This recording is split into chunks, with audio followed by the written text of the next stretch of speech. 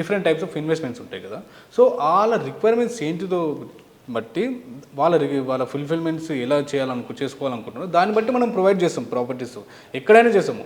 వాళ్ళకు ముంబైలో కావాలన్నా చేస్తాము, ఢిల్లీలో కావాలన్నా ఫుల్ఫిల్ చేస్తాము, ఏపీలో కావాలన్నా చేస్తాము, తెలంగాణలో కావాలన్నా చేస్తాము. బేసిక్ మాకు కొంత ఇన్ఫర్మేషన్ ఇవ్వాల్సి ఉంటుంది. వాళ్ళు అంటే వాళ్ళు ఎలాంటి ప్రాపర్టీ చూడాలనుకుంటున్నారు, వాళ్ళ పర్పస్ ఏంటి, ప్రాపర్టీ దేనికోసం చూడాలనుకుంటున్నారు, వాళ్ళ బడ్జెట్ ఎంత ఉంది. సో వాళ్ళ దగ్గర ఉన్న బడ్జెట్ సరిపోకపోతే ఇంకేమైనా సొల్యూషన్ ఉండి అడిషనల్గా ఏమైనా సొల్యూషన్ చేసి మేము తీసుకోగలుగుతామా, తీసుకున్నాన్ని మళ్ళీ దానికి కవర్ చేసుకోవడానికి సొల్యూషన్ ఏమైనా ఉంటాయా ఫైనాన్షియల్గా. సో ఇవన్నీ ఇస్తామండి మనకు. ఒక పర్సన్ దగ్గర 1 CR ప్రాపర్టీ వాల్యూకి అతని దగ్గర ఓన్లీ 50 lakhs ఉందనుకోండి, ఆ 50 lakhsతో 1 CR ప్రాపర్టీ ఎలా కొనాలి,